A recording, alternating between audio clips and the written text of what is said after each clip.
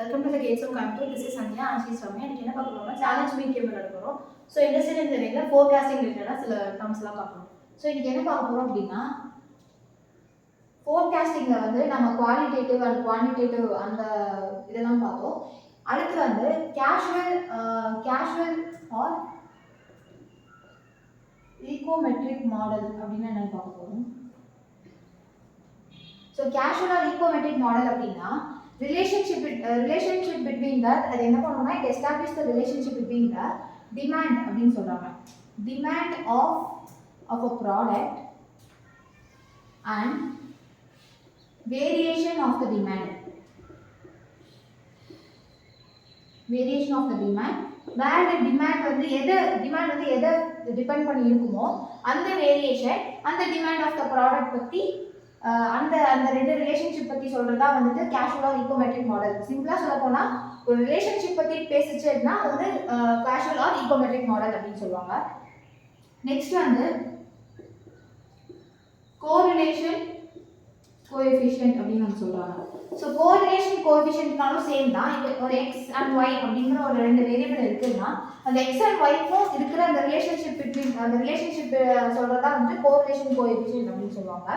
இப்போ வந்து correlation coefficient வந்து நம்ம காமா அதுக்கப்புறம் ரோ பி அந்த மாதிரி அந்த நோட்டேஷன் எல்லாம் சொல்லுவாங்க. So P is equals to அதுக்கு ஒரு ஃபார்முலா சொல்லியிருக்காங்க n into sigma X Y minus sigma X sigma Y divided by n into sigma X square minus sigma X the whole square அப்படின்னு சொல்லியிருக்காங்க. இது வந்து கோரிலேஷன் கோஎஃபிஷியன்ட் பற்றி சொல்லுது.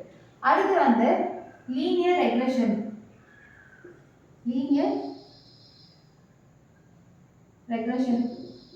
அப்படின்னு சொல்லியிருப்பாங்க. ஸோ ரெக்ரெஷன் போது லைன் பற்றி பேசுவோம். இப்போ ஒரு ஸ்ட்ரெயிட் லைன் இருக்குன்னா அந்த ஸ்ட்ரெயிட் லைன் வரையறதுக்கு நமக்கு ரெண்டு வேரியபிள் தேவை.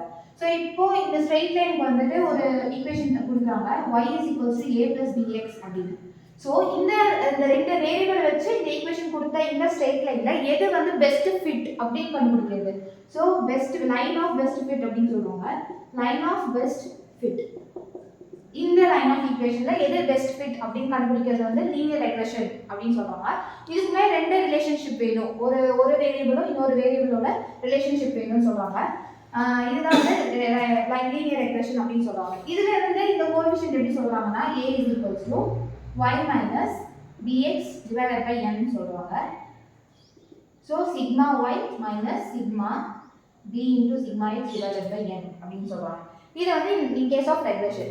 ஸோ ஒரு வேரியபிள் வந்து இப்போ ஒரு எக்ஸ்ங்கிற வேரியபிள் வந்து இண்டிபெண்டாக இருந்து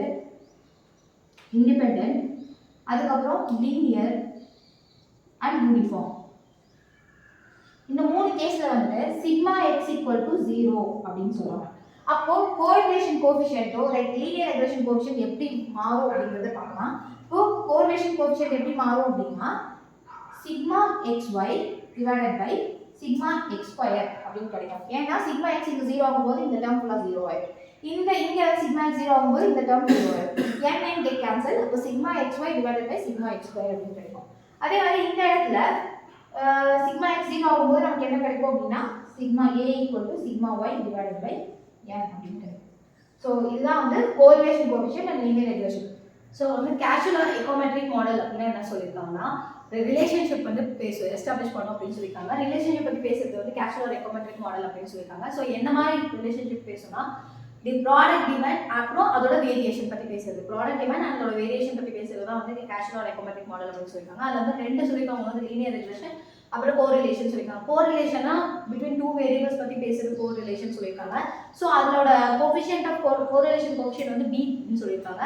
ஸோ அதோட ஃபார்முலா சொல்லியிருக்காங்க xy அதுக்கடுத்து minus sigma X sigma Y அதுக்கடுத்து X square minus sigma X whole square X ஸ்கொயர்னு சொல்லியிருக்காங்க.